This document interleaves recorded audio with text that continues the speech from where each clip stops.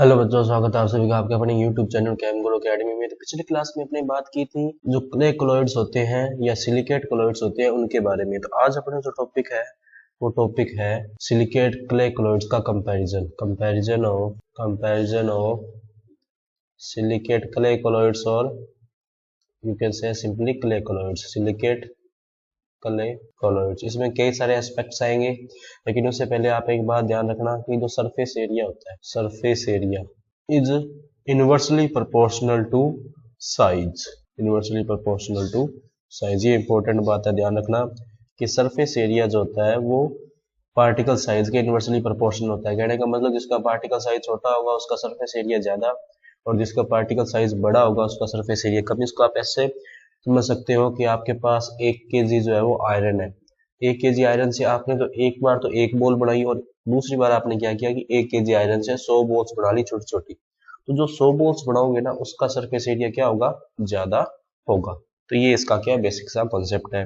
अब अपने करते हैं इसके कंपैरिजन में। तो सबसे पहले अपने जो लिखते हैं वो लिखते हैं माउंट मोरिलोनाइट। यहाँ पे क्या लिखते हैं, माउंट मोरिलोनाइट। सेकंड अपने लिखते हैं यहाँ पे इलाइट, और थर्ड यहाँ पर लिख लेते हैं अपने केओलिनाइट। तो सबसे पहले अपने बात करते हैं इनके टाइप की। टाइप इन द सेंस अपना यहाँ पे मतलब है स्ट्रक्चर से, कि स्ट्रक्चर जो होती है उनकी किस टाइप की होती है। तो सबसे पहले बात करें अगर अपने माउंट मोरिलोनाइट की, तो 2:1 टाइप का होता है। इसी तरह इलाइट में क्या होता है 2:1 टाइप, और केओलिनाइट क्या होता है 1:1 टाइप। इसका मतलब माउंट मोरिलोनाइट में 2 लेयर सिलिका की, 2 लेयर एल्यूमिना की, 1 लेयर सिलिका की। इसी तरह इलाइट में भी 2 लेयर एल्यूमिना, 1 लेयर सिलिका, और इसी तरह है यहाँ पर भी केओलिनाइट में भी क्या होगा 2 लेयर जो है वो सिलिका की होगी, और 1 लेयर किसकी होगी, एल्यूमिना की होगी। सेकंड जो इसके अंदर आता है वो आता है इसमें साइज। क्या आता है, साइज।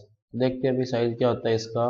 तो माउंट मोरिलोनाइट जो होता है इसका साइज सबसे कम होता है अराउंड 0.01 से 0.1 माइक्रोन। अच्छा, साइज है किसमें, माइक्रोन। इसमें है माइक्रोन में, जिसको म्यू से डिनोट करते हैं। और वहीं बात करें अगर इलाइट की, तो इलाइट का जो साइज होता है, इलाइट का साइज होता है अराउंड 0.1 से 2 माइक्रोन, 2.00। और इसका जो साइज होता है वो होता है लगभग 0.1 से 5 माइक्रोन। कितना होता है, 0.1 से 5 माइक्रोन। अच्छा, नेक्स्ट इसमें जो बात करें अपना आता है नेक्स्ट, वो आता है। अच्छा, एक और बात ध्यान देना यहाँ पर कि जिसका साइज जितना कम होगा उसका सरफेस एरिया उतना ही क्या होगा, ज्यादा होगा। देखो मैंने आपको बताया भी था surface area is inversely proportional to size. इसका मतलब क्या हुआ कि माउंट मोरिलोनाइट का साइज सबसे कम है, तो इसका सरफेस एरिया क्या होगा, सबसे ज्यादा। सरफेस एरिया इसका क्या होगा, हाईएस्ट होगा, इसका मीडियम, और इसका क्या होगा, लोवेस्ट। क्या होगा, लोवेस्ट होगा। नेक्स्ट अगर हम इसमें बात करें तो जो इसमें आता है वो आती है इसकी CEC, कैटायन एक्सचेंज कैपेसिटी। तो ध्यान रखना जिसका सरफेस एरिया ज्यादा होगा उसकी CEC भी क्या होगी, ज्यादा। तो इसकी हाईएस्ट, इसकी मीडियम, और इसकी लोवेस्ट। और CEC की यूनिट ध्यान रखना क्या होती है, सेंटीमोल kilogram inverse.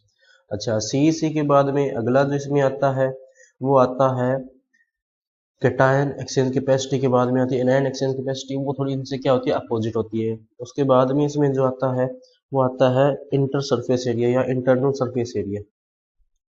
Internal surface area, surface area. इसमें क्या होता है, हाई होता है। इसमें क्या होता है, मीडियम। क्या होता है, मीडियम। और इसमें नॉट प्रेजेंट, इसमें मतलब होता ही नहीं है, कहने का मतलब। नेक्स्ट अपने जो बात आती है वो आती है इसमें शेप की। क्या आता है, शेप। तो शेप ध्यान रखना माउंट मोरिलोनाइट की तो इरेगुलर शेप होती है, यानी कि कोई रेगुलर शेप या रिकॉग्नाइजेबल शेप नहीं होती है, अलग अलग होती है। सेम इलाइट की भी शेप क्या होती है, इरेगुलर। और केओलिनाइट की जो होती है वो क्या होती है, हेक्सागोनल। क्या होती है, हेक्सागोनल। उसके बाद में बात करते हैं एनायन एक्सचेंज। इसकी बात करते हैं एनायन एक्सचेंज। ध्यान दो, जहां पर कैटायन एक्सचेंज ज्यादा होगा वहां एनायन एक्सचेंज कम, जहां कैटायन एक्सचेंज कम होगा वहां एनायन एक्सचेंज क्या होगा, ज्यादा। देखो अपने भी किया था कि CEC सबसे ज्यादा किसकी थी, माउंट मोरिलोनाइट की, सबसे मीडियम जो इलाइट, और सबसे कम केओलिनाइट। तो केओलिनाइट की जो कैटायन एक्सचेंज कैपेसिटी थी वो तो कम थी, लेकिन एनायन एक्सचेंज कैपेसिटी क्या होती है सबसे ज्यादा, तो इसकी तो क्या होती है हाईएस्ट योलिनाइट की, और इसकी क्या होगी मीडियम, क्या होगी मीडियम, और इसकी क्या होगी लोवेस्ट, क्या होगी लोवेस्ट होगी। उसके अलावा अगर अपने इसमें बात करें तो देखो CEC होती कितनी है, ये तो अपने कर लिया अभी हाईएस्ट है, तो माउंट मोनोनाइट की जो CEC होती है वो होती है लगभग 60 से 100, कितनी होती है 60 से 100। जो अपने इलाइट होता है उसकी होती है लगभग 20 से 40, और केओलिनाइट जो होता है उसकी जो होती है वो होती है लगभग 3 से 15। तो आप देख सकते हो सबसे कम है इसकी, और इसकी यूनिट मैंने आपको बताई दी क्या होती है CEC की यूनिट, हमेशा ध्यान रखना सेंटीमोल किलोग्राम इनवर्स या सेंटीमोल पर केजी।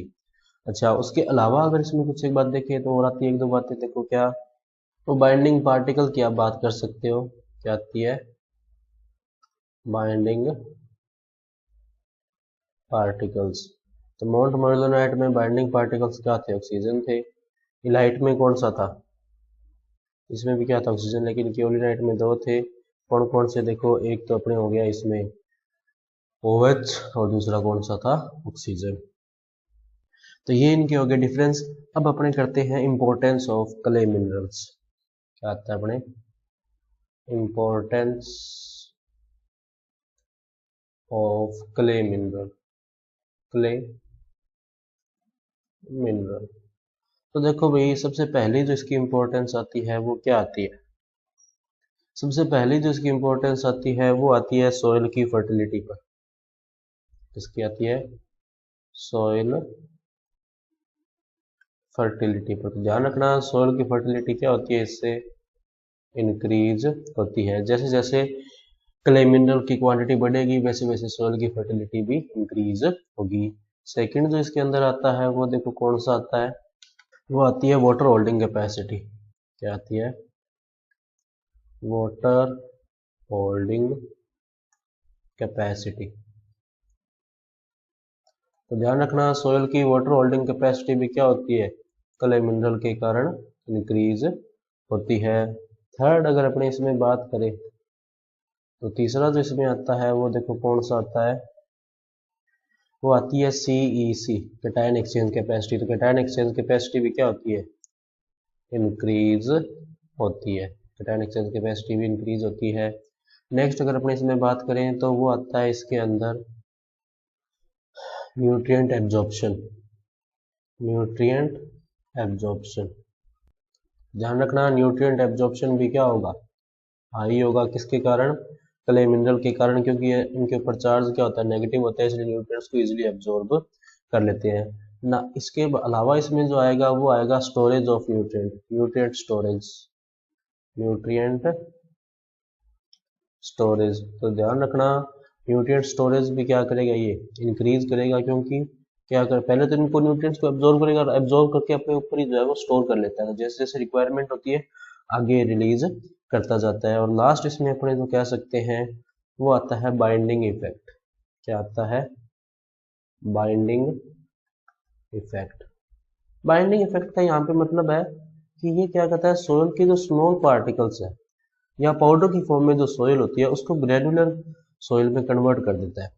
किसमें क्या कर देता है, ग्रेनुलर सोयल में, जिसके कारण बाइंडिंग इफेक्ट जो होता है सोयल का वो क्या होता है, इंक्रीज होता है। तो ये क्या थी, कुछ एक इंपॉर्टेंस थी किसकी, क्ले मिनरल की, जिसके बारे में अपने पढ़ा। तो आज की क्लास में इतना ही रखते हैं, बाकी करेंगे अपने नेक्स्ट क्लास में।